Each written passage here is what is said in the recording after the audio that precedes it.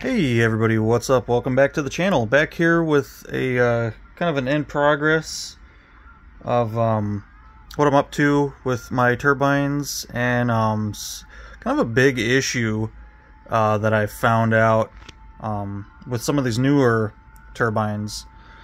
So to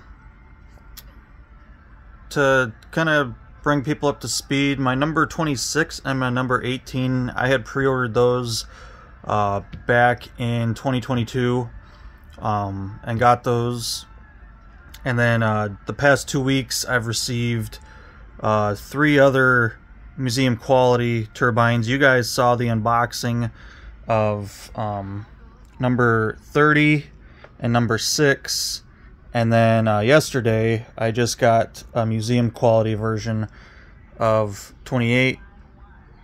You guys know that I had the rivet counter version. I wanted the museum quality version, so I got that.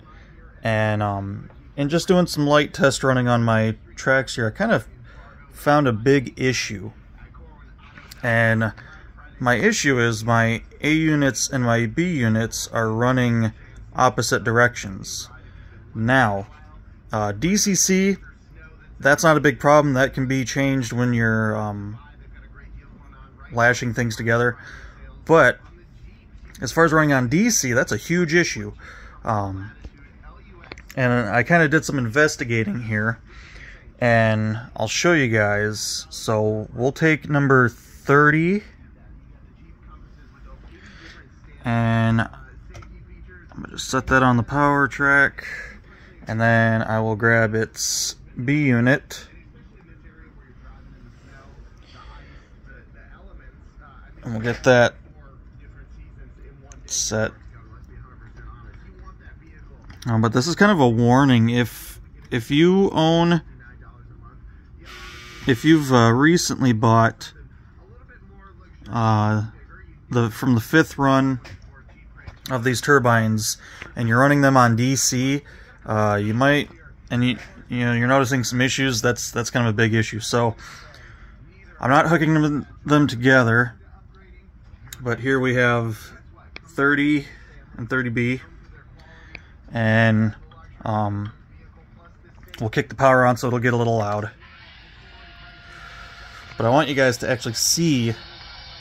So these are still straight out of the box. I'm only a little bit past that video, but there you go. You guys can see. If you want to run those in DC, that's a huge issue. They should not do that. So turn that off.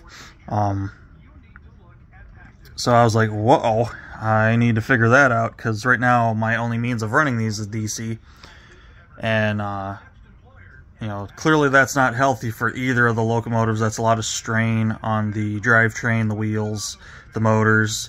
A lot of potential for some serious expensive damage. And with these getting harder to find, I don't know how far Scaletrains would be willing to replace some damaged parts like that, but so what I did was I tested all of them, and I found out that 26 and 18 did not have that issue. The A unit and B unit both ran together, same direction, and they weren't separating like this. So what I did was I took the this is the internals for number 18's B unit. I got the shell sitting over here, and this is the internal.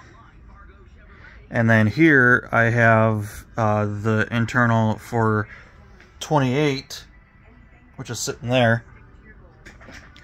And right away, if you guys have a keen eye, you can see what's going on here. This is the A unit for the 28, and if you look closely, you can actually see what the issue is. Now, mind you, no issue with the A units. The A units are running the proper direction, and like I said, my 18 and 26B units run the same direction with them. And if you guys look closely, so M1 and M2, your motor leads right there. You look at my B unit from 28, and you guys can see the red wires on this side, black wires on that side, positives on this side, negatives on this side. That's not how it is on this B unit. On this B unit that runs the correct direction, the positives on this side and the negatives on the M2 spot. The wire, let's see here. I don't know if I can kind of uncover that there. You guys can see M2 kind of underneath the wire there. That should, these are flip-flopped. And like I said, I know that's not a huge deal if you're running it on DCC, because you can flip the directions of these. So I don't think that would cause an issue on DCC. Not too sure. I've never really ran into that issue. But for DC, that is a huge issue. So, simple fix, just kind of annoying. The simple fix is to, take a soldering iron, unsolder these two wires, flip-flop them, resolder them. Problem solved. But just, I don't know, it's kind of annoying that you spend that much money on a locomotive and it doesn't run as it should right out of the box. Don't get me wrong, I love Scaletrains, but their QC is very poor in certain aspects, in my opinion. I've had missing parts on some of these. I even already got a hold of Scaletrains for a missing part on 28. Missing one of its speed recorders, excuse me, on the A unit. So, but missing parts and wiring issues are two separate spectrums of problems. Missing parts, yeah, I can understand. They can fall off while they're being handled before they get packed. They might pass quality control and then somebody grabs it to package it up and a part falls off. Understandable. And I have had Scaletrains work with me in the past on getting me replacement parts. But this is kind of a big issue if you want to run this on DC. If you're somebody that doesn't have the knowledge, or you don't want to risk pulling off the shell, and you test run them and you find them separating like that, if you don't have the means to fix that yourself, that's you shipping it back to them, telling them what's wrong, and hopefully they fix the issue. I don't know if, I've never really had electrical issues with any of my Scaletrain stuff, so I haven't had to reach out to them in that capacity, but I would sure hope they would fix that, and cover your shipping cost as well, because that's 3 museum quality turbines that I bought that have this issue. So that's a lot of money to just open it up and find that the wires should have been soldered. I don't know how that passed quality control. That should have been something that I feel like before they ship, or before they call an A unit and B unit good, they should test them together and make sure they're running the same direction. I don't know. I don't really know the business side of that. I know it's, that's wrong. That shouldn't be like that. And I have to tear into number 6 B unit and number 30 B unit and this one, and swap these wires around so that way they run the right directions.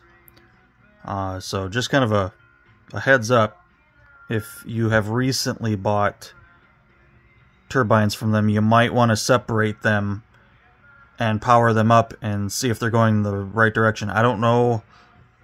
I would assume other people have this issue since I bought 3 and all 3 of them had that issue. I would assume others out there had that issue. So definitely something to watch out for. Other than that, still going good. Like I said, I did get a... I decided to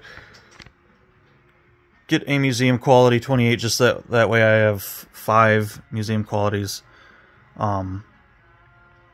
So that's just something that I really didn't expect to find. And I did notice when I first powered up 28 and ran it, the A unit did overpower the B unit.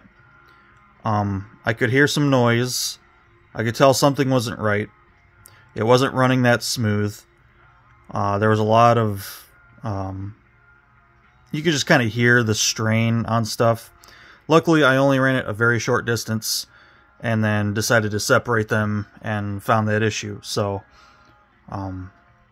yeah, keep an eye out for that if you guys are buying these. If you're planning on purchasing any one of them, separate your A unit and B unit before you run them together. If you're running them on DC, you know, make sure if you're running them on DCC, you're programming everything to run the same direction. Because I would imagine that could potentially be an issue for DCC as well.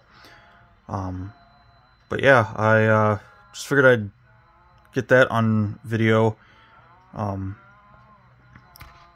at least it is a simple issue. If you do have the means to, you know, if you're not worried about pulling off the shell and breaking out the soldering gun and flip-flopping some wires, it's a fairly simple fix. It's just kind of dumb that that's something that needs to be fixed when you put that much money into a product. So, a little annoying. We'll work through it. But mainly just wanted to get this video out there for other people that may be having that issue. That's what your issue is. Your motor leads are flip-flopped and they need to be swapped. So, that's going to be it for this video, guys. Just kind of a short one. And I'll get some more stuff done on these and bring you back for another episode. So hopefully you guys enjoy the video. And until next time, take care.